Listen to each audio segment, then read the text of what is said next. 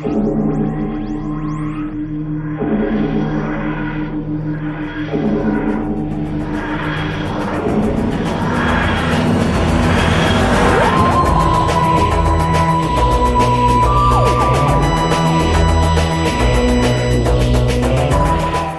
Who fans, and welcome to the Big Blue Box podcast. My name's Gary. My name's Adam. And welcome to episode 377. Yeah.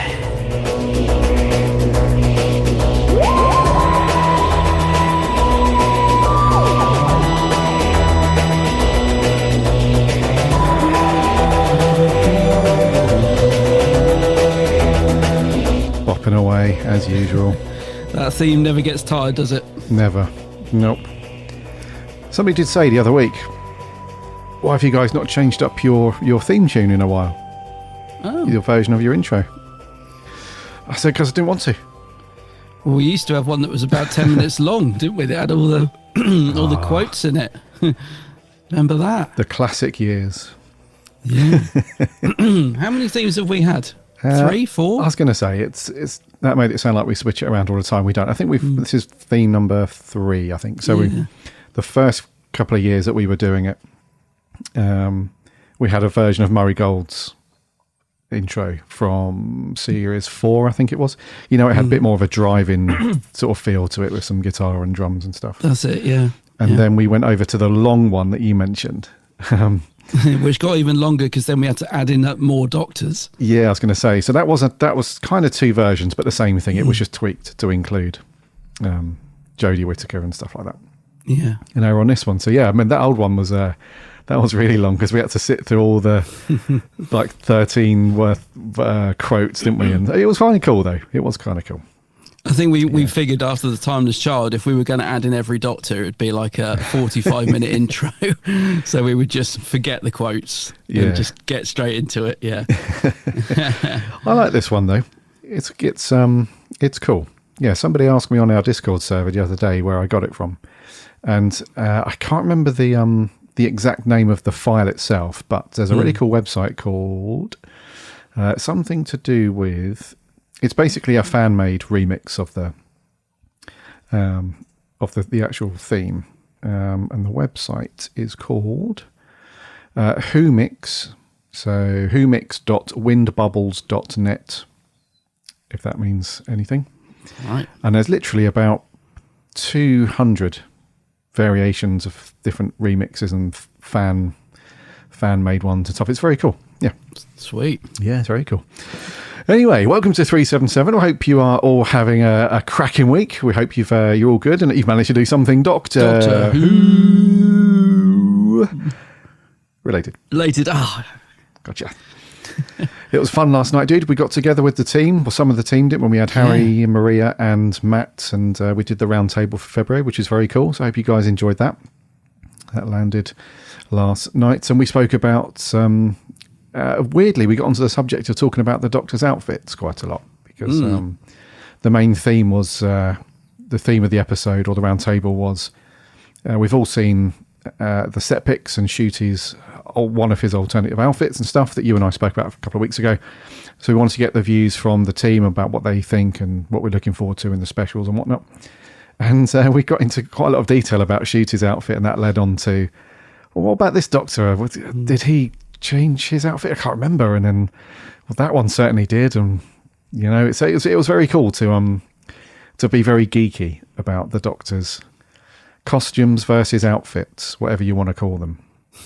We're just discussing which doctors are stinky, which doctors never change their outfit, and which ones do. Who's got the smelliest cardigan? Yeah, oh God. Yeah. So that was fun. That was very cool. Yes, it was. It's great to get together with those guys. Yes, apart from January, which is really busy for everybody, which is why we couldn't record. We do those once a month. So we just grab the team, pick a topic, and we just dive in and be a bit geeky about Doctor Who. So yeah, keep your ears peeled. Your ears to the ground, your eyes peeled. For those. Which is a convenient little segue into making sure that you are subscribing to this very podcast, wherever you get your podcasts. Smooth. That way you won't miss an episode. So Adam and I, we record every week. That goes out every Friday, and then the roundtable once a month. You won't miss those if you're subscribing or following. And you can also listen for free in your browser, which is over at bigblueboxpodcast.co.uk. And while you're there, you can read the very cool articles and reviews from those guys. They do loads of reviews, loads of Big Finish stuff, reviewing all the Big Finish things and editorial pieces. And yeah, I think Harry's just about to post up his continuation of his Who marathon that he's going through and everything. So it's really cool stuff. We're on the socials too, Instagram, Twitter and Facebook. Links on the website. Connect with us as we chat Doctor Who throughout the week. And we have a very cool free Discord server. There's a link on the website. Hop in there and chat Doctor Who with lots of other very cool Who fans. And don't forget to remember to check out Adam's channel over on YouTube. It is, of course, The Geek's Handbag. The Geek's Handbag, yes. So got some nice views for my Android location video, which I dug up. I couldn't remember how old that was, actually. I knew it was a few years ago, but I think it was about 8 years ago that I went there. But it's quite fun to go back and rewatch that and see my editing style and how it changed and stuff. But yes, it was nice to see people checking that out. Yeah, I saw you posting that. I jumped straight on it and watched it again. It's some of those old videos that you did are so cool. I'm not saying the new ones aren't cool. I'm just saying it's a bit of a nostalgia trip to go down and watch your really old ones. They're very cool. And I'd forgotten I'd put the outtakes at the end. It was cool for me as well because I rewatched it and I forgot. I was like, oh yeah, I put these little outtakes at the end of me and John who made the video. And I've sadly lost the files for those outtakes. It's the only place I've got them, if you know what I mean. I had a terabyte that had all my stuff on it and I tripped over it and it's never worked since. So I lost a lot of my early videos in terms of the raw files that I used to have to edit. And so, yes, it's good that it's preserved on there. To watch, so that's cool. Very cool. Yes. Yeah.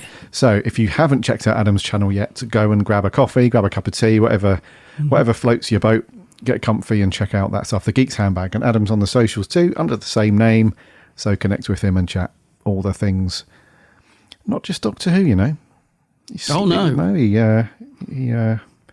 He brings in a bit of Blake Seven now and then, some cinema on the spot reviews and some other bits. Yeah, very cool.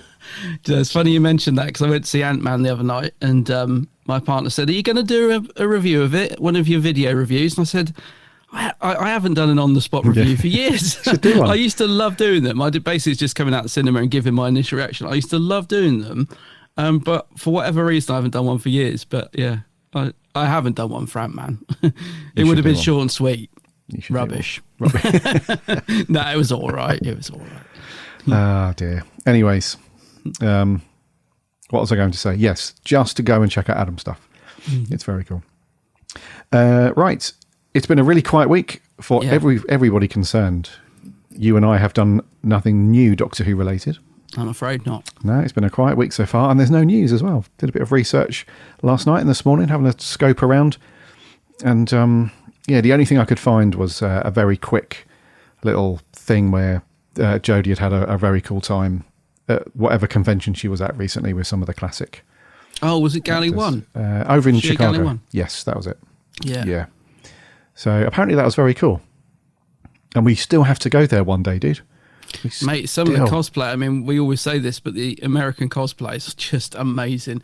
I saw some great pictures from Galley 1 and I was very, very jealous, I have to say. We definitely have to do that one year. It looks incredible. Yes. Yeah, I think Chibnall was there, wasn't it? It must be his first con, is it? His first one, yeah. Yeah, very so he surprising. Was there on stage, dishing the dirt, giving the goss. Yeah, so the people that run Galley, we know you listen, of course. If you want us to come over and host any panels, do any of that stuff, just let us know. We'll be on a plane immediately. That's a good shout. Yeah, we'll do it. No worries. Right. No news, nothing going on. We might as well dive straight into our review, bud. So, what have we got this week? Yes, let's put our invisibility cloaks on and dive into Planet of the Daleks. There is a being, a figure from another planet who came to Skaro in something called a TARDIS. He is the one known as the Doctor, the greatest enemy of the Daleks. The intelligent life form? Oh, yes. A Sparidant. 30 years of travelling through time, and who should appear to disappear from your screens? Doctor Who and the Daleks, tonight at 7:30 on BBC One. They are to be exterminated. Dude, I love those old TV trailers, man. Very prim and proper BBC voice there, wasn't it? Good evening and welcome to BBC One. So good. Yeah. That is, we're talking about nostalgia and stuff, but that is a real nostalgic hit, that is. Yeah. Because I remember seeing those, just watching other random stuff, like my mum just, watching the TV for a few hours in the evening and watching that stuff. Not even a clue back then what Doctor Who was about or anything like that, but just seeing those, so good. And right, Planet of the Daleks. This was it's a 6-parter. The first episode went out on the 7th of April 1973 and it finished up on the 12th of May. It was written by Terry Nation, directed by David Maloney, overseen by Terence Dix. Stars John Pertwee as the Third Doctor, Katie Manning as Jo Grant, and then about 5 or 6 human supporting cast members, and then a bunch of Daleks, of course. And the synopsis for this one is so funny. It's really short and sweet. It just says, arriving on Spyridon, the Third Doctor and Jo encounter a Thal group, but the Daleks are here, and this time they're invisible. And that's your lot. Yeah. So, dude, whipping off the invisibility cloak to reveal the nuts and bolts of the story. What did you think to this one? Yeah. So Planet of the Daleks, I found it a bit of a slog, if I'm going to be honest. I didn't dislike it by any means. I found there's some really nice moments in it, and I did enjoy the beginning. I thought it starts off quite well with all the stuff, and so I'm laughing already because I just can't get over the IKEA cabinet that has appeared in the TARDIS in episode 1. It's just so random. But no, I don't dislike this one, mate, but I don't love it either. Right. I think it's way too padded. I think it's a very typical paint by numbers Terry Nation script. It just feels like a bit of a repeat of stuff we've seen so many times with Daleks. So I don't mind it. It has got some very nice moments, I will say that. And I think the cast generally are pretty good. But yeah, by about even episode 3 or 4, I start to get a little bit bored. I mean, so after we recorded the round table last night, I had 2 episodes left to watch. I put on episode 5 and I was really getting like, come on. Even though it's suddenly, because it's very studio bound, there's only a tiny bit of location footage in it, which is the bit in the quarry with the Dalek, and I think that is episode 5 actually. So that kind of woke me up a little bit because it was nice to get out of that brightly lit studio that we'd been in for 4 episodes. But yeah, I don't know, mate. It's not one of my favourite Dalek stories. I think it has good moments, which we'll go into, but overall I find it a bit of a slog. It's way too long, and yeah, it just loses my interest pretty quickly, unfortunately. Once we sort of get introduced to the characters, by the end of episode 2, there's some good stuff been, a bit like the world that they're on, and that's quite interesting with all the plants. There's some nice ideas thrown in the first 2 episodes, but I do find after that it gets very boring. And the Daleks look absolutely battered. They look terrible under those studio lights. It's really not a good Dalek story in a lot of senses, because they don't look good. They don't really do much. They get defeated and pushed around quite easily. So I don't think it's a particularly good Dalek story. But yeah, the actual Dalek props look absolutely terrible under the studio lights, don't they? The way they're shot as well. It's just something about the direction and that in this story, which is very, I think it's David Maloney, isn't it, who's directed it? Yeah. And I like David Maloney, so I'm sorry to say that, but it's very, I don't know. I find the direction very flat in it, considering it's a Dalek story. It should be exciting and they should look good on screen, and they absolutely don't. Then we introduce the Supreme Dalek in episode 6, I think. I'd forgotten he's even in it when he rolls out of the big pudding spaceship. I'm like, oh yeah, I forgot he was it. Why is he in? He should have been brought in much earlier, because why does he just rock up in the last episode and does nothing, just then chases them through the forest at the end? So yeah, I don't know. I find this a bit hard going, mate, to be honest. But I sound like I really don't like it. I did like it, but I was also glad when I finished it. I thought, yeah, that's okay. I was getting bored, quite frankly, by the end of it. I was glad when it wrapped up. Mm-hmm. I'll read you. Yes. So my thoughts are similar to yours, Bud. Oh, okay. Yep. I think. Do you know what? It started off really cool for me. It does. Yeah, and it's almost got that. What's the? What am I trying to say here? It's almost got like an iconic look and feel to it to begin with. You know, when you see other iconic pieces of sci-fi, and it's not so much like the main character that makes it iconic. It's more of a cult thing where it's like a particular spacecraft in something, or a spacesuit, or a weapon, or something like that. For me, it's the beige. It sounds beige, but it's the beige spacesuits that they wear, and the bright red plastic bombs and stuff. Yeah. It's got that real. It has the potential to be a really iconic, well remembered piece of Doctor Who for those reasons. It's got some really cool design stuff going on. Yeah. And the first couple of episodes really get into the story quite quickly. It's very cool. And even for its time, some of the effects are pretty sweet as well, like the invisibility stuff. Although it's, of course, of its time, there isn't that big... Like in some stories where they've used a large amount of blue screen and they've tried to composite the two shots together, you end up with this really horrid, fuzzy outline around everything, you know? And it does do that a couple of times, especially at the end, or near the end. Like you said, with the pudding ship that comes down and the steps that come down and stuff, you know, that's all blue screened and stuff like that. But the bits where when Joe gets rescued and the invisible dude that's walking around the ship, and you can see like stuff floating in the air, and then a bit later on where he's like mixing this potion between two bowls to help Joe's infection on her arm. Oh yeah, that's all done really well. Like it's cut out quite nicely, and it looks so. Yeah, there's some really cool stuff in those first couple of episodes that just are really enjoyable to watch, and it has that really nice classic feel to it. And then there's some really good miniature work as well. Like there's a bit where there's a few shots where the Doctor peers through this gap in the rock, and he sees this cavern like full of Daleks, like a Dalek army ready to rock and roll. You know, that looks really good, and you know, it's really cool. But then the story sort of falls away from itself a little bit as you get through series episode 3, and you start to get the feeling like, right, okay, there's a good concept here and there's a good story, but there's just not enough to fill 6 episodes worth of stuff, because you have a little bit of capture and evade, you have a little bit of investigative work where the Doctor's like, okay, we've figured out that the Dalek army has actually been kept at sort of below 0, so that they're in sort of suspended animation, ready to be thawed out and take over the planet when needed. So the crux of the story becomes, we need to stop the Daleks, but we cannot harm the refrigeration unit, because if that goes, the Daleks wake up, blah, blah, blah. It's all done.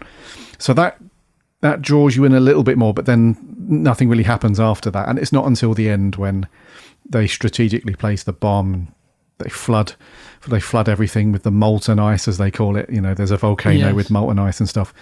And that's cool. So the ending is a little bit rushed, and, you know, it wraps up kind of cool at the end. But yeah, it just, the story sort of, I don't know.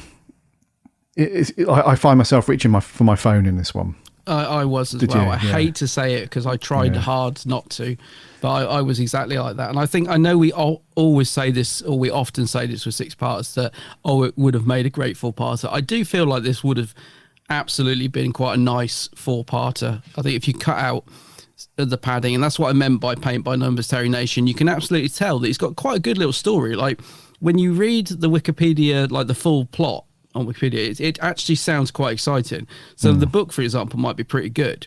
It's actually quite a nice little story that he's got, even though it's a little bit unoriginal. But the problem is, because it is stretched to 6 episodes, Terry Nation just has this way of just throwing in stuff to pad those episodes. Like, I know, right, we need to stretch this another 10 minutes. Let's put some bombs in there. And, you know, like in the Daleks, he'll introduce a random swamp creature to take up 10 minutes. And you can just sort of see where he's just throwing random stuff in to pad the episode another 10 minutes. Like the scene where they're hiding from the eyes. I mean, there's something about that I love. You know, the eyes in the dark. Yes. There's a whole bit where they're like the doctor's shooing them away with a stick with some fire on it. Those eyes that are lighting up. I mean, that is so of its time. But I kind of loved that actually. But I mean, it is total padding. You know, it's 10 minutes of padding. So that's what I mean. I know it's very cliche to say, but it would have definitely benefited from being a full-parter. And I think I would have enjoyed it a hell of a lot more, because 2 of the episodes, the first 2, I really did enjoy. I thought, yeah, this is quite a nice little setup, and I'm liking the characters, and the Thals are back. That's quite interesting. And there was good stuff going on for those first 2. And like you said, it's got a fairly good ending, although it wraps up quickly. You get the Supreme Dalek come in. So if you cut out all that middle stuff, you've actually got a fairly good story in there. Yeah. So I know it's cliche to say, but it definitely would have been a much better 4-parter. It would have been good, actually, I think. I think I would have liked it a lot more. Yeah, no, I agree, dude. Yeah, and it's you touched on it earlier. It's not really a hugely original story. Not really, you know, because well, although we're big fans of Terry Nation, of course, but there are times when you feel like it's like a one-trick pony. At times, unfortunately, it's like Terry Nation's going to write a script for Doctor Who. Of course, his go-to is going to be the Daleks. Or radiation. Yeah. He loves radiation. Yeah, so it would have been nice. I mean, he hadn't written anything for Doctor Who since the mid-60s at this point, so he was coming back to pen a new Doctor Who story. So there was, you would have hoped at the time that he would have picked something completely new, you know, a non-Dalek story and stuff, and because this could have worked with any sort of new thought-up alien or monster on that planet. You know, it wouldn't have to be the Daleks. It just happened to be because that's just what Terry Nation, that's his comfort zone, I guess. Yeah. But what does make the story kind of cool, though, is the human element to it, and I really liked that there was a real they were grounded to me, the human characters, in a way that there was a little bit of emotional ties there. So there was another group that landed on the planet as a bit of a rescue mission, I guess, and the woman that arrives, Rebecca, I think her name was, played by Jane Howe. She was emotionally connected to Taron, right? Bernard Horsell.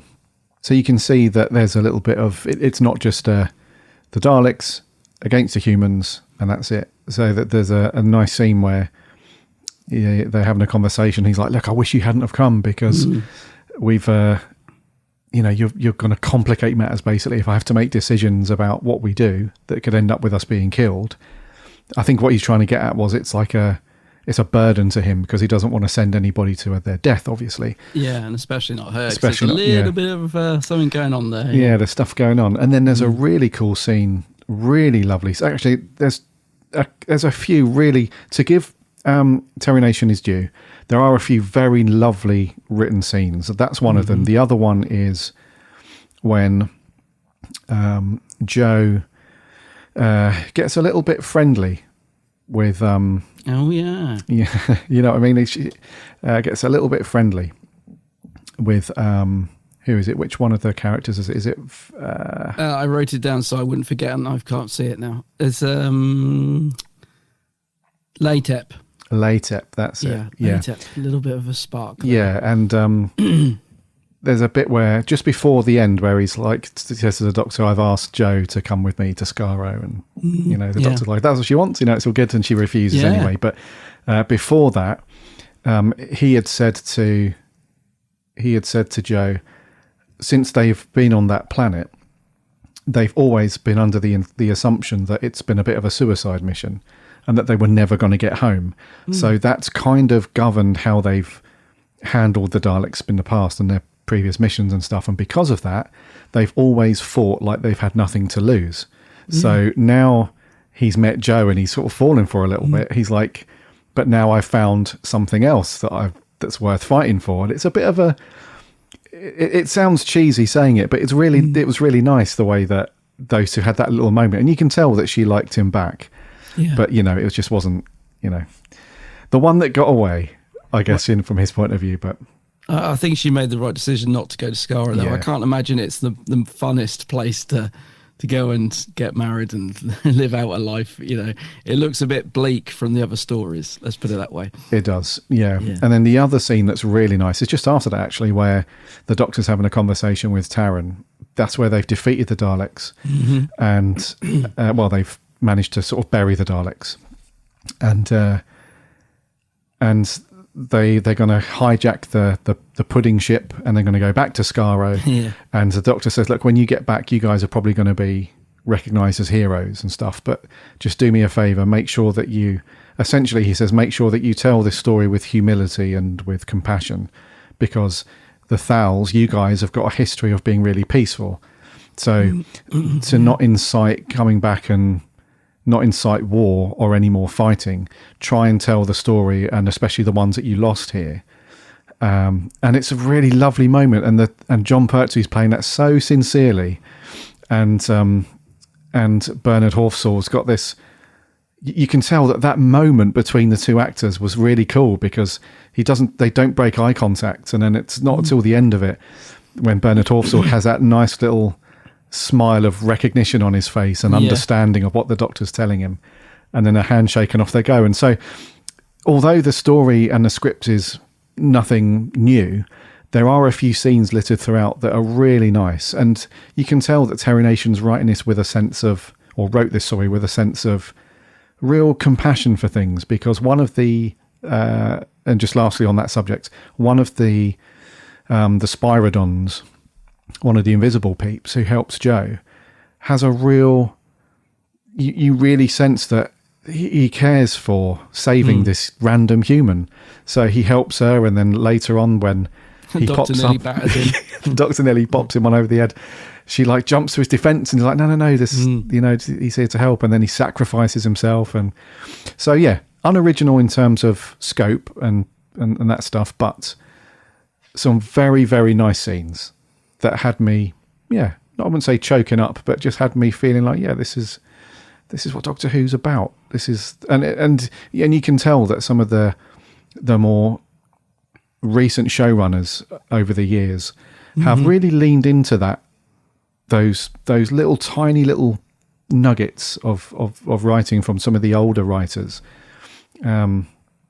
So when Russell T Davies was writing some of the later David Tennant stuff, you can tell that he lent into that whole, the Doctor being this compassionate hero, but then turning on its head a little bit and being this kind of anti-hero in a way, and this, the Doctor, at the end of The Waters of Mars, when the Doctor has that moment where he's like, sod everything, basically, I'll do what I want to, so this kind of stuff really is you can just tell a mile off that some of the more recent showrunners who are big fans of the classic stuff, which I think all of them are, who have watched these stories over the years, have been like, okay, this is really good stuff. Let's borrow a tiny little piece of this, and we'll tweak it and use it. So I absolutely love that end scene you just mentioned. I always sort of wait for it. It's just such a lovely little, I wouldn't say speech by the Doctor. It's just it's a lovely moment, isn't it?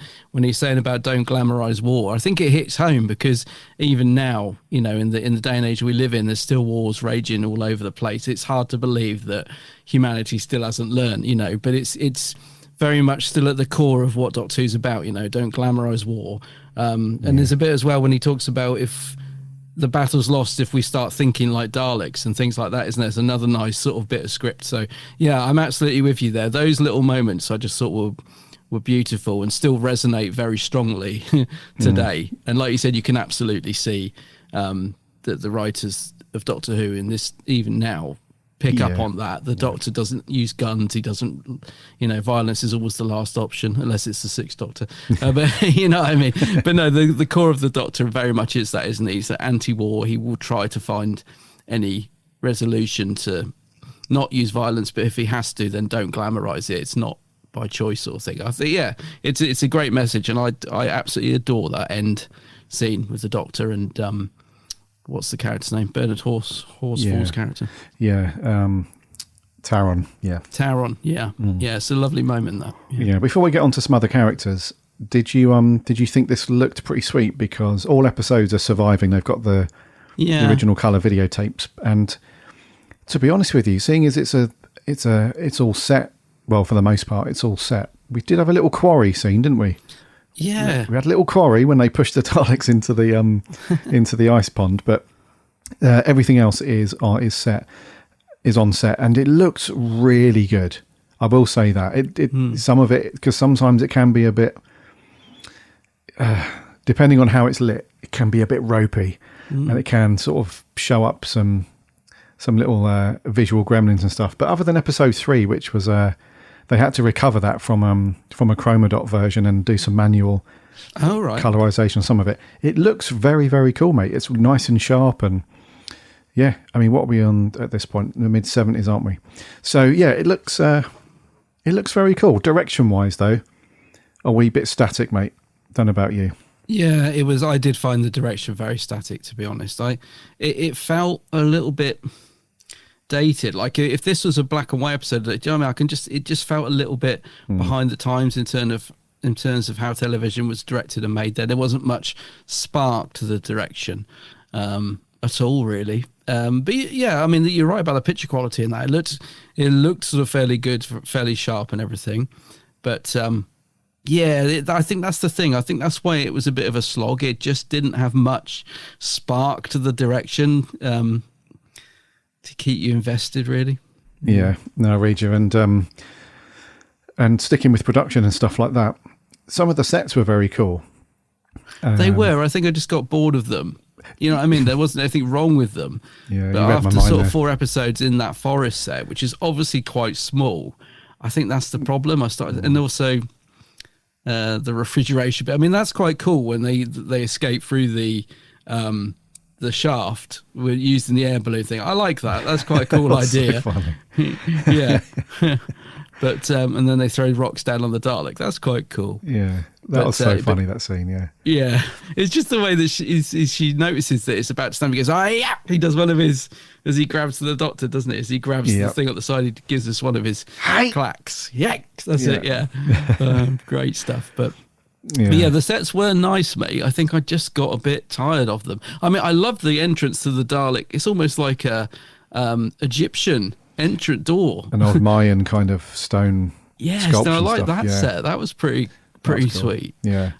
Nothing wrong with the sets or anything, but I think I just got bored of them, and it's very jarring after 4 episodes of that set and the studio lighting to then suddenly go to that quarry. I mean, it was nice to actually get on location finally, even though it's only for such a short scene. But it also jarred very much with, I mean, the quarry and the forest don't really match up at all. It doesn't. I just couldn't see how they went from that one to the other. But not that it bothered me too much. But yeah, I don't know. It's mixed feelings because it was nice to finally get out of studio and be on location. And it looks to me like they filmed it on film because those scenes looked good. I mean, the Dalek looked so much better on location and film, didn't it? It looked great when they were pushing it into the water. It looks all shiny and that. But when you see the Daleks in studio with the studio lights bouncing off their tin lids, they look so almost plasticky, which they're not. They just didn't look very good under those studio lights. So it was great to see them finally on location, even if they do get pushed into a swamp, because they look so much better. Yeah. On film as well, it just makes it look much more classy. I think something about film and videotape is, it's quite a big difference, isn't there? Mm-hmm. Yeah, true. So the set design was very cool, but I do want to touch on very quickly just the sheer lack of money to do anything on this story, dude. Mm-hmm. Because it's probably spent on that IKEA cabinet. They probably didn't have anything left. Cabinet, yeah. The two things really: the Thal ship, which they spend a bit of time on. It's so wobbly, isn't it? God, you feel like the walls could collapse at any minute on that set. What were they thinking with that? I mean. You would have. In hindsight, it's very easy to be critical, but you would have thought that, given the direction, the set makers and stuff, they would have, right? Okay, we're going to have 5 adults in here. We need to. It needs to be somewhat sturdy, But mate, you just like it's in some stories where we think, oh, that TARDIS prop is just going to collapse in a minute, any minute. Yeah, this is that at times 100, and also it's echoey and terrible.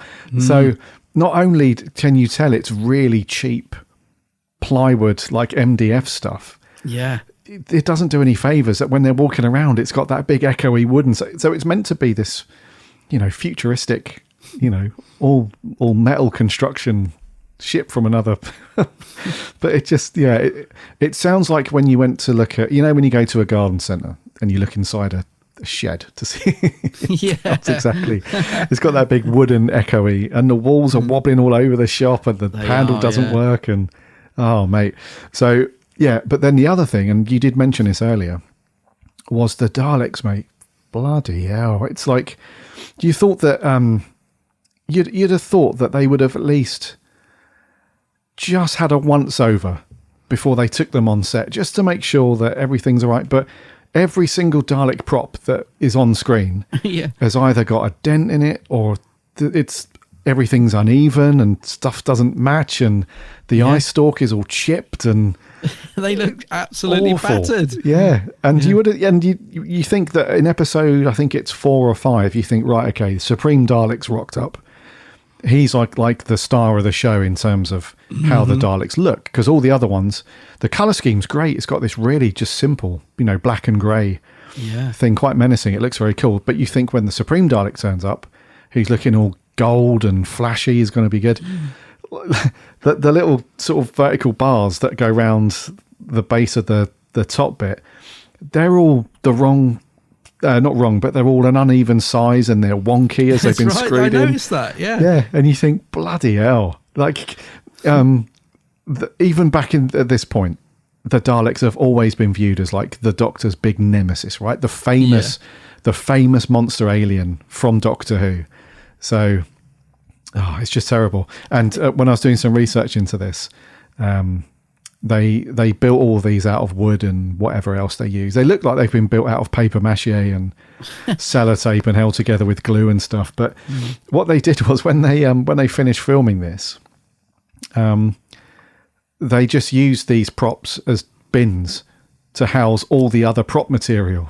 Really? So once they'd finished using them, they were like, this is awful, but we can't throw them away because we've spent time and money building these props. So Dalek bins. They just used to house all the other props and stuff for everything else. Yeah, it's crazy, mate. But it's I guess when you were watching this back in the day on like a very small or square old tube television, which was very fuzzy and everything, you probably weren't too bothered by it. But now it's a good point, actually. Do you know what I mean? But now we're watching this in HD and big old screens and stuff. It highlights some of the it's a very good shout, actually, mate. You're right. Back in the day, you would not be sat there thinking, "Oh, the picture doesn't look very sharp." Like, yeah, absolutely right. I guess we're just spoilt these days, aren't we, by the quality of it? But I think the thing is, it does feel, because, like you've just said, the Daleks are like a big deal. Whenever there's a Dalek story, they know viewers are going to tune in because people just want to see him, especially back in this sort of time, right? The Daleks are back, Planet of the Daleks is in the title. It's, everyone's going to be tuning in, right?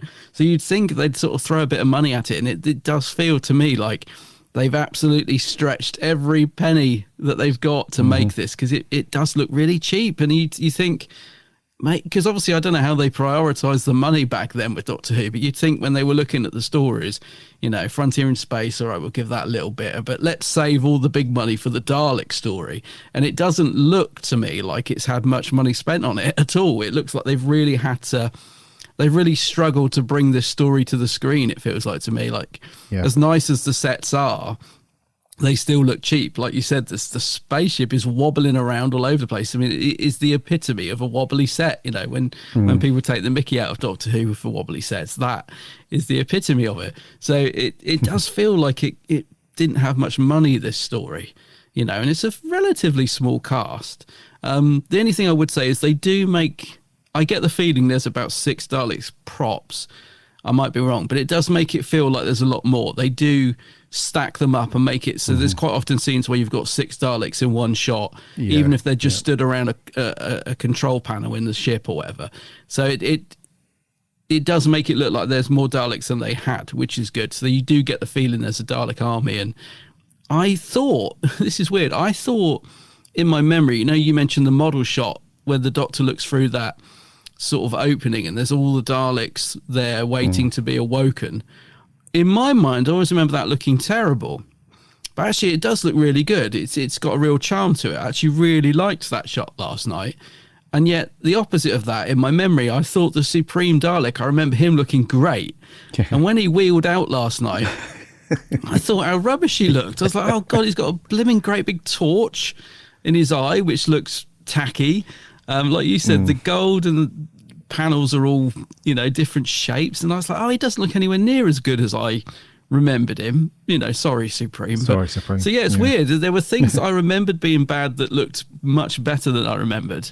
And there must be another story, because I'm sure I was waiting for a scene of these toy Daleks that get blown up, and I remember them looking terrible because they were completely the wrong shape. They were like the Dalek toys you could get in the 60s, and they were sort of being destroyed, and I was sure it was this story, but don't know. I must be getting confused because I didn't see any bad shots like that, so I'm not sure. But yeah, there were things that looked good, and there were things that very much didn't look good, but it surprised me how cheap, not cheap, but it surprised me that the budget wasn't thrown more at this story than perhaps some of the others, because it didn't look like it had a lot of money thrown at it, to be honest. Yeah, I mean, it looked like it was made on a shoestring. Yeah, so we had Frontier in Space before, and what was after? Green Death. So, see, that's got a lot of locations, isn't it? Green Death. Yeah, true. I remember. Yeah. The Supreme Dalek, dude. Yeah. That was a prop that was gifted to Terry Nation after Dalek's invasion of Earth from the 60s. And in order to make it more unique, I suppose, versus the other standard Daleks, they just whipped the stalk off and they just bought a torch from B&Q. Yeah, that's what it looks like. It's exactly it. Yeah, it's just a standard torch and they just wired it so it flashes when it speaks. And blimey. Yeah, it just doesn't look very good. I don't know, maybe back in the day, Supreme. like you said, we were probably spoilt back in 1973. Maybe it looked great, but yeah, didn't. He was a bit of a letdown last night when he rocked up, I got to admit. The last thing before we talk about some characters, mate, there were some very, very snazzy fur coats in this one. Very snazzy. I want one of them. Cool. Need one of them for the winter. They look lovely and warm. Cozy. They really do look good, actually. Yeah. Yeah. So these are the big purpley, dark purple maroon coloured furs that what are they called? What are they called? Spyridons. Spyridons, yeah. Yeah. Because they've got this power of invisibility. They, in order for the Daleks to know and to keep tabs on them, they need to be visible in some way. So they don these very big fur capes or coats, whatever you want to call them, and they make a very frequent appearance throughout the entire story. They once you start rocking through episode 3 and you see all of them sort of moseying around, and then Codal and the Doctor put them on at another point, and then the Doctor puts them on again, and then Taran uses them, and they're in it a lot. So maybe that's the budget, mate, getting all those coats. Those coats, yeah, because they must have had about half a dozen of them.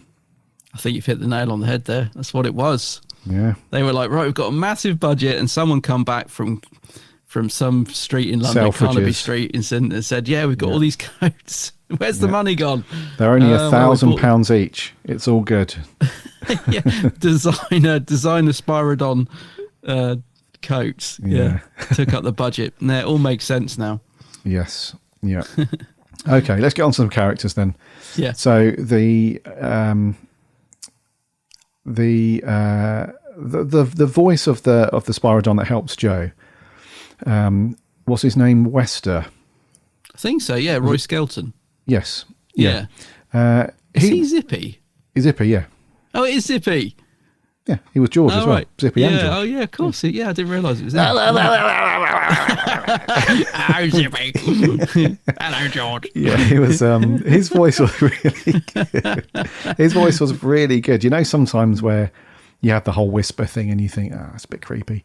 This was actually really good. There was some range. I didn't realise it was him under there. In the whisper, yeah.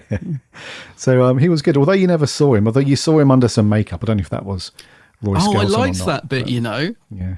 when we finally saw the Spyridon invisible. That was good. I liked that bit. Yeah. I wonder if that was Roy Skelton. Yeah, it's a good shout because I didn't realise it was him doing the voice. Maybe.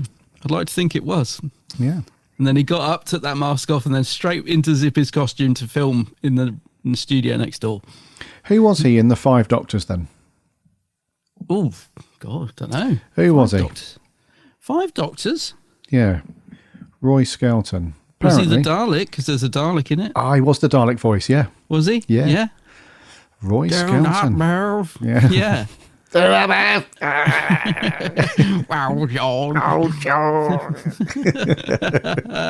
Right, anyway, he was cool. Roy Skelton, voice of Wester, was very cool.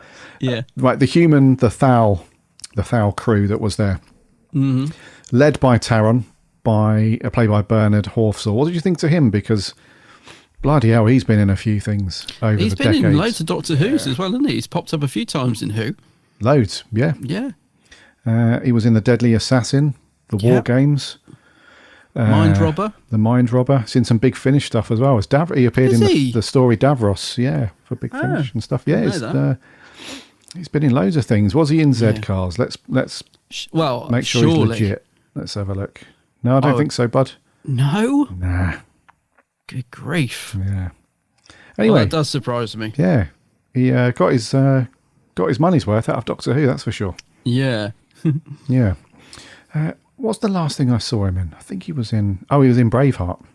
He was good in Braveheart. Was he? Yeah. All right. Anyway, he was good in this. He had a really cool, as the leader of the gang, so to speak, he had a very cool level of humanity about him. Never once did he have that kind of, we're just going to, our overarching mission is to destroy the Daleks. That was never it. It was literally just to survive. Yeah. He just wanted to survive. And then as he started to trust the Doctor more and then started to rely on him to a certain degree as the story went on, there was that kind of glimmer of hope, wasn't there, that they actually might get home, especially when I think it's Marat or Weber tell him about the Dalek ship that they could accost and get home. And so, yeah, he played it with a real sense of heart, which is really cool. So I think he read Termination's script and thought, yeah, this is not just your average gung-ho, humans versus Daleks. It's more about survival and humanity. So, yeah, I think he played that really well, Bernard Horfsall. Yeah, I like him as an actor, and I think it's just because I do associate him with some of the good Doctor Who stories. He's got a very recognisable face, so I instantly think of him as Gulliver in The Mind Robber, when he's wandering around and he has some nice scenes with Pat Troughton.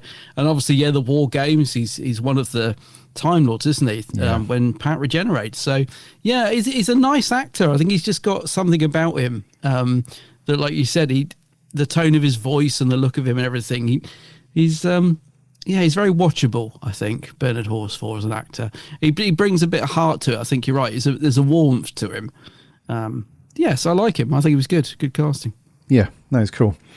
What about Tim Priest as Codal? There's a nice scene with him when Codal gets captured, and then and then he's in the cell, and then later on the Doctor gets captured and thrown in the same cell, and there's a nice scene with those two where he's kind of got the attitude of, well, the game's up, now we've been captured, it's we're obviously going to be killed, and the Doctor's like, well, don't worry, let's use our intelligence, and they build the little contraption, so the Doctor can, when that Dalek comes through, I'm going to reverse the polarity, and he has to get it in there, doesn't he? And do this and do that. So that was a really cool moment, and that took up quite a chunk of the episode, those two in the cell together. And then he's quite cool as the episode goes on. There's a scene with him and Taron where he doesn't agree with what Taron's about to do. He sees an opportunity to, that's right, yes. To take the bombs and blow them up. And later on, he apologises. He's like, look, I'm sorry about earlier. They have a bit of a ruckus, don't they? Yeah. And Taron's like, don't worry about it, you little whippersnapper. It's all good. So, yeah, he was cool, actually. Tim Priest. Yeah, it's a nice little character, Yeah. Let's have a look. No other Doctor Who for him. No? Don't think so. No. He's a cool actor, though. I don't recognise him from anything else, but... No, I don't either, to be fair. He was cool. What about Jane Howe, then, as Rebek? Yeah. Jane... I always think she's in this more than she is, you know. I thought, because she's a lovely character, and we do get that nice scene with her and Taron. But yeah, it's weird. Again, my memory of this story is not what it was, because I thought she was in this a lot more, and I thought she had more scenes with Katie for some reason, but she doesn't get that much to do. But the scene she's in, I think she's really lovely. I wish we had got to know her character a bit more, because we've got 6 episodes to get to know these people. But yeah, I don't know. She was good though. I like the scene she's in. I just in my mind just thought she got more stuck into the action than she did. Mm-hmm. Yeah, true. She's still with us as well, Jane Howe. Yeah, I met her at a Phantom last year. Can't remember now. I've lost track of time. And she was lovely. Really, really nice person. Yeah. Still rocking and rolling. She's all good. Yeah. Okay, yeah, she was cool. I liked her character. And it was a nice scene with her and Taron. Yeah. When he's like, oh, you stupid. What are you doing? What are you doing here? And then another couple we had, he was the guy that gets killed early on. Was it Weber? I was going to ask you, is it Caudle? I was going to ask you which one Not it is. Caudle, no. I think it's Weber. I think it's Weber. Oh, Prentice Hancock, yeah. I think so. I could be wrong. You know what we're like. No, is he the one that I don't know. I get confused, but yeah. You know what we're like with like with names, character names, and all that. But he was actually really cool. We had so Prentice Hancock. Great name, by the way. Yeah. I'm sure he dies. Is it he who dies? It might be somebody else. He's been in other Doctor Who's as well. I feel like he's in a 4th Doctor one as well. But I might be wrong. Weber doesn't die. No, he doesn't die. One of them dies. No, he's the one at the end he's just a sort of a nice guy, isn't he? That's at the end. Yeah, that's him. It, the other one. But no, he was cool. He was cool. He didn't have as much to do with somebody like Caudle or Taron, obviously. But yeah, he was cool. I think it's one of them dies, don't they? I can't remember who it is. Planet of Evil. Prentice Hancock's in. I knew he was in a 4th Doctor story, and he's in the Ribos operation as well. There you go. Oh, okay. So he's done a couple of Doctor Who's. He's almost giving Bernard Horsfall a run for his money, but not quite. Yeah. The one that dies, I don't know, mate. Yeah, maybe it's later. I can't remember his name. The one that, because he's a bit of a lad, isn't he? Wants to get stuck in and give the Daleks what for, and you kind of can see it coming that he's going to be the one that gets exterminated. Yeah, I think that's late up. Alan Tucker, because I'm trying to rack my brains. There's a scene at the end where where the Doctor says to Taron about, No, Latep's the one that Joe falls for. Oh, of course, yeah. Oh man! So by thing of elimination, maybe it's Marat. Yeah, you're probably right. Who knows? The listeners will know. They'll know. The listeners will know. They'll be screaming like, "What are you guys doing? You guys are useless." Yeah, they'll know. Katie Manning, then she's very sweet in this one, dude. Very, isn't she? There are some stories where she's just heart-meltingly sweet, and when she jumps to Wester's defence, and even when she knows that she's not gonna go off with Latep or anything like that, they're holding hands most of the time when they're trying to evade the Daleks, and they've nice little smile to each other and stuff. And I don't know, even when she's scared, and she's just so sweet. Katie Manning, she's most stories she's like that anyway, but in this one she's very sweet, and she's actually in it quite a lot. She's in it more than I remembered anyway, but she's very good, dude. She is, and her and the Doctor are split up from the majority of the story, aren't they? They're not together a lot in this, so it gives Katie a bit of screen time to herself to do things, and she is very sweet in it, mate. And it really struck me that her performance and her character has had a real subtle development. Actually, if you think about she seems more mature in this story. She's sort of got a little bit of a romance thing going on there, and it's just in her performance. It's a subtle difference, but if you compare it to the Jo Grant we meet in Terror of the Autons, where she's almost sort of childlike, but in a charming way, she's definitely matured and grown on screen into the character, and is slightly more grown up, if you know what I mean. There's a subtle difference between her early Jo Grant and the Jo Grant we're seeing now, and obviously in the next story we know that she'll be staying on Earth and leaving the series. So, but it is a lovely performance. I think there's a bit of depth to it. You can see there's emotion going on in the character, especially in that end scene where she sort of takes control and puts a picture of the planet Earth on the screen and says, that's where I want to go. She's quite sort of, demanding, if you like. So it's a lovely performance of Katie. It's quite a layered performance from her, I think. She really takes what's on the page and goes for it and gives it something. So, yeah, it's a lovely performance. Yeah, defo. And it's almost upsetting, as well, not upsetting, but it's emotional, isn't it? Because you know that the next story, The Green Death, is her last one. And she stays on Earth. Doesn't she meet someone in that story as well? Doesn't she? Yeah, she does, yes. What's his name? She falls for a dude, doesn't she? Yeah, because she married Stuart Bevan in real life. So it's Clifford Jones is the character, isn't it? Professor Clifford Jones. Clifford Jones. Played by Stuart Bevan. And I think him and Katie did get married in real life. And although they divorced, they were friends for right up until his death. They were very good friends. So it's quite sweet. I like that. I sort of like it when real life mirrors what's on the screen a little bit. Yeah. Oh, at the end of The Green Death when the Doctor drives off in Bessie. Oh, God. I'm trying to think. And we lost dear Stuart Bevan. We did quite recently, and he was a lovely, lovely man. Yeah. So there we go. So yeah, they will go off together in the next story. And the Doctor will drive off in Bessie in the sunlight. Yeah. Oh, mate. Yeah, but maybe she was thinking all this. I mean, that's what I mean. I think you can see there is emotion going on in Katie's performance in this, and I'm assuming it was filmed before The Green Death. So I'm thinking, she's probably using that to sort of put some emotion into performance, I would think. Yeah. Yeah. What did we give The Green Death many moons ago? Ooh, I don't know. I remember liking it. Yeah. That was back in episode 100 and something. Let's have a look. The Green Death. What did we give it? Probably an 8. I gave it a 7.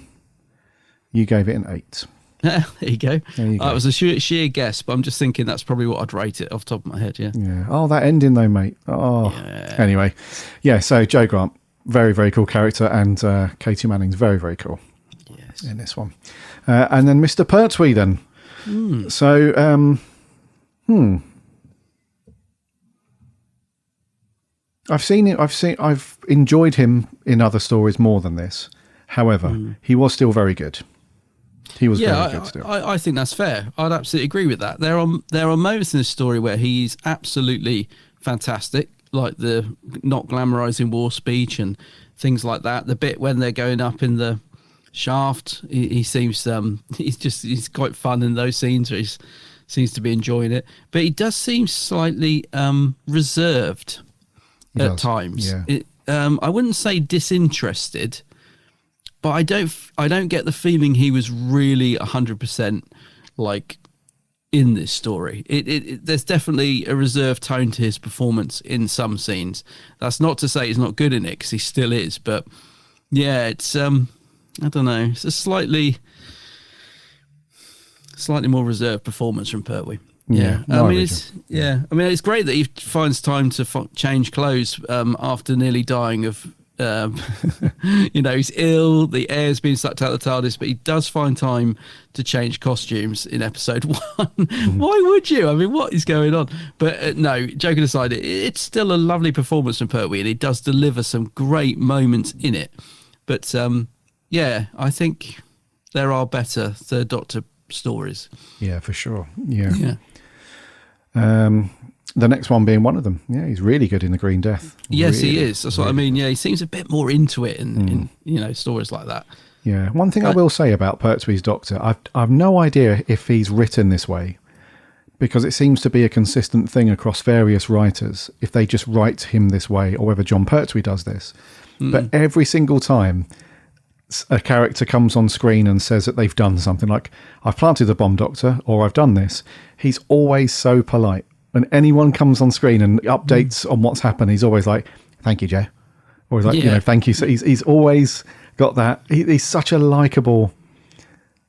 I think that's John Pertwee, because it doesn't matter what writer's writing the story, he's always does that. And I don't know, he's just got a very... And he's like that in this, but like you said, there was quite a few times where you think, would he normally have gone for it a little bit more if perhaps he was into the story a bit more, or, you know, I don't know. But yeah, we do have a few little hates and, yes, you know, and there's no fisticuffs really, but I just know he wasn't a fan of the Daleks, and I don't know if that's just probably making it biased in my mind, because I'm thinking maybe he wasn't that bothered about the story. But he wasn't a fan of the Dalek stories, was he? He always said they were a boring villain, but he has got a lovely charm to him, hasn't he, Jon Pertwee? And I find it interesting that in this day and age, he's very popular with fan base and I say that because in a way he's quite an old-fashioned Doctor. You know, he talks quite posh. He can be a little bit condescending to women, like, why don't you go make a cup of tea, Joe, and all that. So there are elements to him that nowadays people seem to go against. But I think because he's got that lovely charm and he is so polite, it rounds off that sort of old-fashioned side of his Doctor. So I'm glad that he's popular, because I think he's great. But do you know what I'm trying to get at? Like, yes, nowadays, totally. You'd think people would turn against him because he represents the sort of old school, you know, little bit posh British, although he's an alien, obviously he's the Doctor, but you know what I mean? Yeah, Jon Pertwee has got that side of him. Like a lot of the characters that are around him are very old school British, and things that we, you know, perhaps not necessarily click with the world we live in today. So it always surprises me that he is still so highly regarded in that sense. But I'm glad that he is, because I think he's a charming Doctor. He's got a lot of charm to him. Yeah, and I think that's just through the huge amounts of behind the scenes and interviews and everything that we've seen of any actor or writer or producer, anybody that's been involved with Doctor Who or Wurzel Gummidge or anything at all. Nobody ever has a bad word to say about Jon Pertwee, ever.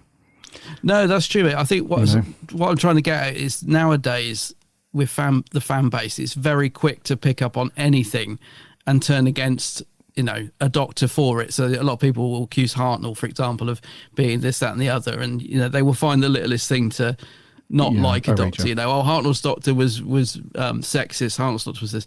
And I think it always surprises me that section of the fan base hasn't turned on Pertwee for being old school, you know, talking to women in a certain way and all that sort of thing. His Doctor, I mean, not Jon Pertwee. Yeah. So it always surprises me that they embrace his Doctor as much as they do, knowing what certain sections of the fandom are like for just finding stuff like this, which is of its time, and absolutely going against it. Do you know what I mean? So what I'm saying is I'm glad they have him, because I think they see the charm to his Doctor and past the sort of datedness of it, if that makes sense. I don't know. Yeah, definitely, mate. Yeah, and that's what that's what I was alluding to. It's because he's such a lovable, likable person, that just comes through naturally as he's playing characters. Yeah, I think you're right. You know, so it's very, very difficult.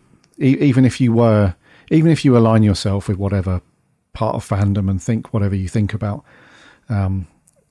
classic television and characters and stuff of its time, it's still very difficult to form any kind of negative opinion about Jon Pertwee's Doctor, because he's so, you know, even when he's telling Joe to go and make the tea, you know, which is a thing of its time, and is not okay to assume that the female character would just be there to make the tea. Of course, it's difficult to be like, well, I don't know what I'm trying to say. It's just because he's so warm-hearted and likable. Yeah. You get the feeling that, I don't know. We could speak a lot about that stuff.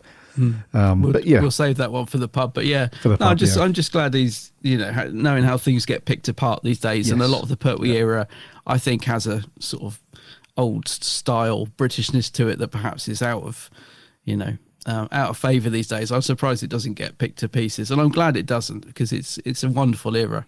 Yeah, of course, yeah, and it's you know, it's not our job to comment good or bad on that stuff. It's more commentary, right? It's more about, you know, anyway. Well, yeah, that's a pub thing. It's a pub thing. I've got nothing else in my notes other than Dudley Simpson's music was pretty sweet on this one. I remember there's one theme that always plays when the Daleks are ready to sort of rock and roll, which is pretty cool. And there's another couple of nice little, there's no big identifiable themes as such, but there are some nice pieces of music that play when, you know, it's time to escape, or when it's time to run, and when it's time to do that stuff. But yeah, just classic Dudley, really. Yeah, I noticed a few little music scores which were quite nice. What I noticed more than the music actually was I really loved the sound effect for the Daleks gun. I don't know why, I just loved that. It was such an over-the-top, weird sound. It's like, has that been used in any other story, or is that unique to just this story? Because I don't remember the Dalek gun sounding like that, but I could be completely wrong. Maybe that's how it sounded in the early stories. I'm not sure, but it's a weird sound, isn't it? It's sort of a blah, blah, blah, blah, blah, blah, blah. It's a, don't know. It's got unique, something to it it that I just loved it every time they fired. I'm like, I love that sound effect. It's definitely a unique sound. Yeah, it goes on for quite a long time as well. It's not a zap, is it? It's not a, like in the sort of 80s era, it's just a, this is almost like a full 30-second blast of whatever's going on there. Yeah, and it's the old school Daleks as well that have got the little things that pop out. Yes, those weird little, yeah. But no, the music was fine. I liked the gun sound effect. Yeah. Anything else on your notes, dude? No, not really. The only thing I wanted to say was I noticed that the spacesuits in this, which you mentioned earlier, just by strange coincidence, and the listeners will know, I have a feeling that it's the same spacesuit that I forgot the character's name. Last week when we reviewed the Android Invasion, the guy with the eye patch. Oh yeah. I'm pretty sure that's the same spacesuit. I'm sure he was wearing one of those when he's coming back to Earth. Yes. Sure, that was that same suit 'cause it's the same colour, same thing. But listeners will know if that's true. I think it's popped up in another story as well. I'm pretty sure those spacesuits have been around. Probably right, dude. Yeah. Yeah, but I just thought that's coincidence. I was like, I'm sure we saw that suit last week. Yeah. Yeah, you're probably right, man. But no, nothing else on my notes, mate, I don't think. Okie dokie. Time for scores. Whose turn is it to go first? I think it's you. Yeah, I think it's me this week. I'm going to go with a 7. Okay. I think it's a good story, just over long, and a bit of a slog. but I did enjoy it. I mean, I don't think it's bad by any means. I did still enjoy it overall, but could easily have cut out a couple of episodes and wouldn't even notice. Okay, well, I'm a 7 as well, bud. Oh, you're a 7 as well. Cool. Yeah, Cool. I think it is a good watch for sure. Yeah, it's good. It's a decent watch, and it just falls foul a little bit of the story not being full enough. There's not enough substance there to sort of capture your attention over 6 eps. And the budget is, and the condition of the Dalek props and stuff like that is shocking. So, I'm not going to go any higher than a 7, but it's still an enjoyable watch, though, I think. And for those scenes that I mentioned earlier, they're so good. The human element of the story is really cool. It's almost like you forget it's a Dalek story. It's almost more about the human stuff. Yeah. Which I guess was the point. So mission accomplished on that aspect, I guess. Okay, so 7s all round from us then. What did our awesome listeners think? Over on the Twitter, Will Sanger says, probably one of the worst of the Pertwee era. Oh. Whilst the Doctor has some nice moments, it feels like a repeat of the Daleks with half of the energy of that story. The plot structure, story beats and stakes feel too similar, and the Thal characters are incredibly dull. Oh, Will. Will not happy. Matt Price says 10 out of 10. Wow. It's just a wonderful story that never feels overlong and hits all the right feelings. Wow, nice one, Matt. Okay. Doctor Who Home. Owen says 2 parts too long. There's a lot of mucking about.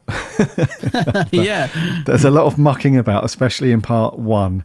And while I do enjoy the early parts, I feel the story would benefit from getting going sooner. It's nation by numbers. We need to trademark that, dude. Nation by numbers. Nation by numbers. But it's nice seeing Pertwee in a 60s-esque story. That Supreme is the Boba Fett of Doctor Who. 7 out of 10 from Owen. Alternate 13th says, I can't use the first word. I'll just say beep. Right. Nation trying to redo an already boring story. Works for the first 2 parts, really. Then they escape and do nothing for 2 episodes before remembering it needs a final act, leading to a rushed ending and wastes a great design and leaves things feeling unfinished. A 2 out of 10. A 2, cool. 2. Our writer Jordan says, not a favourite of mine, unfortunately. Would have made a good 4-parter, but like many Terra Nation scripts, it doesn't do anything new. We've got Daleks, radiation, Thals, companions hurting themselves, etc. Fortunately, the cast saved this one, but only just. Yeah, okay. Edward Galuli, Terry Nation by numbers. Another one. Terry Nation by numbers, but reasonably entertaining. Who doesn't love an ice volcano? 7 out of 10. Those sets look good. I forgot to say that. Those ice caves, actually, they're probably the best set in it. Yes. Yeah. Okay, this is from the Who Can Convince You podcast. Those guys, so my number one story, I adore everything about it. For me, it's the most Doctor Who-y story ever. Daleks, invisible aliens, jungle planet, killer plants, spaceships, bacteria bomb, strong companion, strong doctor. It's fantastic. 10 out of 10. 10 out of 10, wow. Nice one. Thank you, guys. Paul Jobbo says, the Doctor and Joe have obviously nipped to MFI over the Easter weekend and got some handy flat pack furniture for the TARDIS. Yeah. The invisible Dalek is very exciting, although odd. It does not leave an imprint in the sand until it stops. Yeah, I thought that. Also odd is the Doctor's shock reaction when he sees that it is a Dalek and he came to Spyrodon to find the Daleks. Yeah. I love this when broadcast and still do now. Interesting to see how Jo has developed. She is quite tough now. 9 spaying plants out of 10. Yeah, get me one of them plants. Cool. Yeah. Cheers, Paul, and everyone else who commented over on the Twitter. And we had just a few over on Facebook. Toby Coleman says, something didn't click on this watch, which is a shame as there was a lot of really cool concepts. From the fungoids to the molten ice volcano. I forgot that they called them that. The fungoids. Brilliant. Yeah, fungoids. There are a lot of good ideas that should work. However, I can't get into the story. The cast were decent as always. I think the story feels a little bit too similar to the first Dalek story. Yeah. And is a bit long for me. Oh, well, I give it 6, but this could change on subsequent watches. Yeah, I think you're about right. Charlie Turner says the greatest of the 3 Pertwee Dalek stories, or 4 if you count towards the end of Frontier in Space.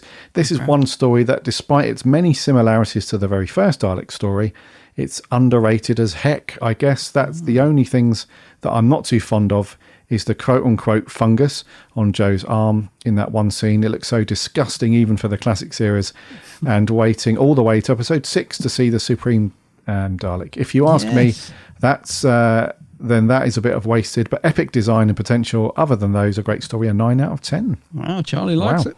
And then lastly, Dave Paul Morgan says, very much enjoying this rewatch. Always a pleasure to watch John and Katie together. And I also like the Thals, played by several Doctor Who alumni. Good continuity, linking the Doctor's Dead Planet adventure in the mythology to the Thals. Jo is very obviously keen on Latep, the young Thal she meets. However, does this mean she's on the rebound when she falls for Cliff Jones in the next adventure? No, don't say that. Oh, God. Yes, Dave. I think she... Adam doesn't want to think of her like that, being on the rebound. No, but she but probably you've got is, the idea in my head now. Yeah. Okay, so scores wise, dude, this is hard to put an average on it because it swings so massively. We had somebody not even giving a score at all, just saying beep, and then somebody else giving it a 2, and then a few people giving it 10s. We've given it 7s, so let's say the average is a 6. Yeah, we're kind of on the fence, aren't we? We're in the middle. Yeah. Okay. It's interesting. Charlie said it was his favourite Pertwee Dalek story because he had 3 or 4, didn't he? He had the one with the Ogrons. Yeah. And then, what was the other one? The Silver Daleks, where they can't fire. Remember, their gun doesn't work. So there's that one. That that was Day of the Daleks.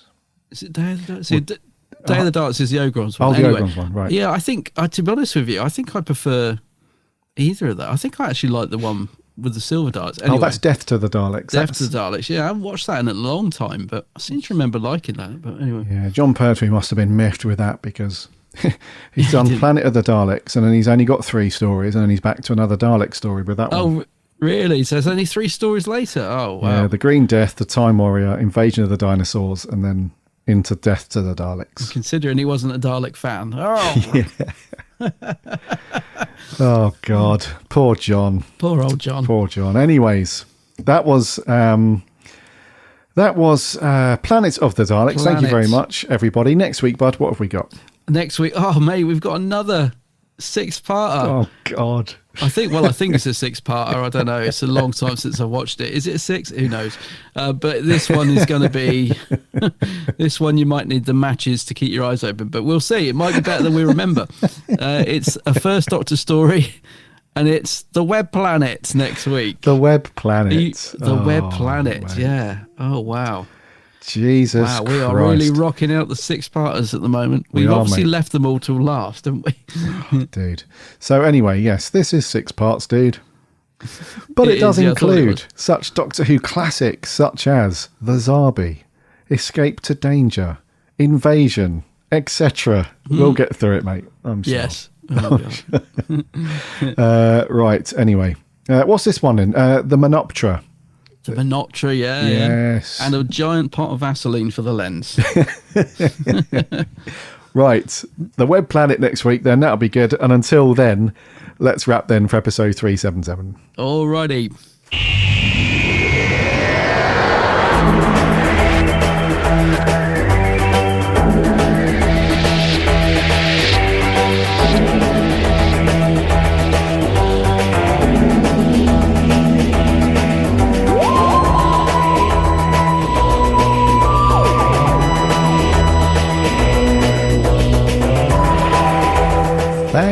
Thank you very much for listening to episode 377.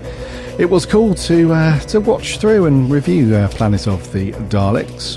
Yeah. And some interesting scores from our listeners as well. Some not liking it, some loving it, so that's all good. Next week, we're going to go back to the First Doctor era. Back to the mid-60s, I think, for the Web Planet.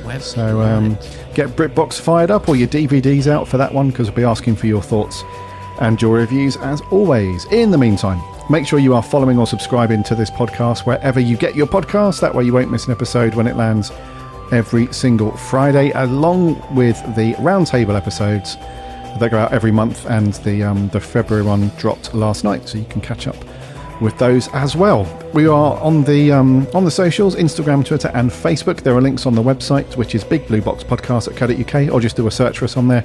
You'll find us on there. Come and connect, give us a like and a follow as we chat Doctor Who throughout the week. We're also on Mastodon as well, so hop over there if you're on there and say hello. We have a free Discord server as well. Link is on the website. Hop in there and chat Doctor Who with lots of other cool Doctor Who fans. And while you're on the website, read all the reviews and articles from our awesome writing team. Go and check that out. Also, don't forget to remember to check out Adam's channel over on YouTube, The Geek's Handbag. The Geek's Handbag, yes. Go and check out my YouTube channel, also on the socials, Facebook, Twitter and Instagram. And a few TikToks as well. Yeah, Come yes. do that. God, I hate that. Why is that app so popular? But yes, I am on it. Indeed, yes. Until next time, go and do all the things. We'll see you then. My name's Gary. My name's Adam. And remember, Aaaaaaaallons-y.